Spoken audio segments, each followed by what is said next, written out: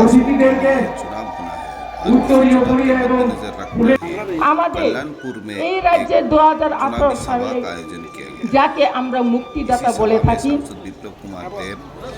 পশ্চিম ত্রিপুরা লোকসভা আসনে যিনি প্রার্থী आदरणीय विप्लव देव महोदय।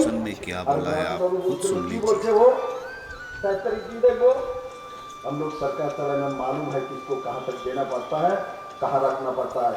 আমি সাবধান করে বলছি, এই ভারতবাদী ত্রিপুরাতে চলবে না, সিধা হয়ে যাও, না হলে এমন সিধা করবে তোমাদের খুব দাঁড়িয়ে জল খাওয়ার মতো পজিশন থাকবে না।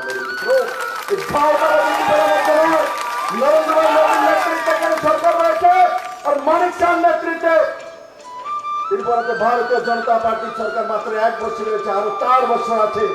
এই পাওয়ারের ভাওতাবাজি আমরা দেই না, কাউকে ধমকি দেই না, আমরা ধমকি দিয়ে রাজনীতি করি না, আমরা ভালোবাসার মাধ্যমে রাজনীতি করি, আমরা ইজ্জতের মাধ্যমে রাজনীতি করি। ত্রিপুরার মানুষকে তারা লুণ্ঠন করেছে, ধমকি দিয়েছে, আসু তারা সেই স্বভাব থেকে পাল্টায়নি। আমি বলছি এখান থেকে শুধরে যাও, না হলে মাটির এত নিচে নিয়ে যাবো যে কোথায় বাপ কোথায় মা খুঁজে পাবে না।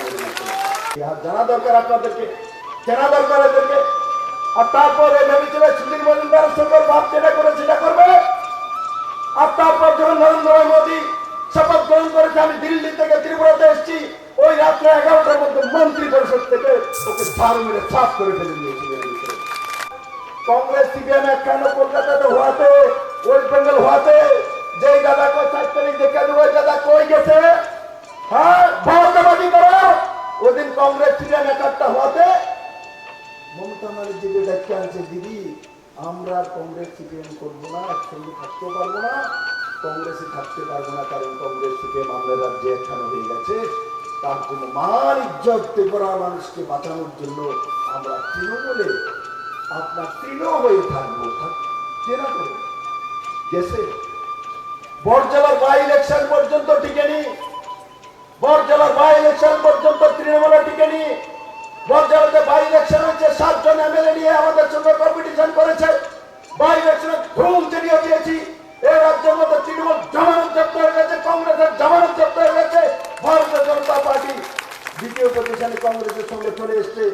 বিপ্লব দেব ইতিহাস বলে, সচ বলে, আর তার পরিণাম 2018 3-4 মাসের ইলেকশন আগে তোমরা ঘুরে ঘুরে আবার বিজেপিকে লড়ছি। বিজেপিতে নেওয়ার পর তাদেরকে এমএলএ টিকিট দেওয়া হয়েছে, ওকেও দেওয়া হয়েছে, মন্ত্রী বানানো হয়েছিল। মন্ত্রী বানানোর পর 2019-এর লোকসভা ইলেকশনের সময় এমনি লোকসভা ইলেকশন চলছিল, নরেন্দ্র মোদীর বিরোধ করছিল। আমার সঙ্গে মন্ত্রী থেকে বলছে যাকে খুশি তাকে ভোট দাও। বলতে পারে, বলতে পারে যাকে খুশি তাকে ভোট দাও। কংগ্রেসের তখন প্রদীপ কিশোর মানিককে কংগ্রেস প্রেসিডেন্ট ছিলেন। মহারাজ যে চলতে পারছে না, বিশ্বত হয়তো বা জানে, মহারাজের কথা কংগ্রেসের জেনারেল সেক্রেটারি শুনলা, বিজেপির যে কংগ্রেসের যেটা ছিল তার কথা শুনে প্রার্থী দিয়ে দেন মহারাজ। তখন কংগ্রেস তার পরবর্তী সময় কংগ্রেস প্রার্থী ছেড়ে দিয়েছেন। স্থানীয় বিধায়ক কি জয় জয়কার লাগাতে হয়েছিল। সাবস্ক্রাইব করে দেন আপনি।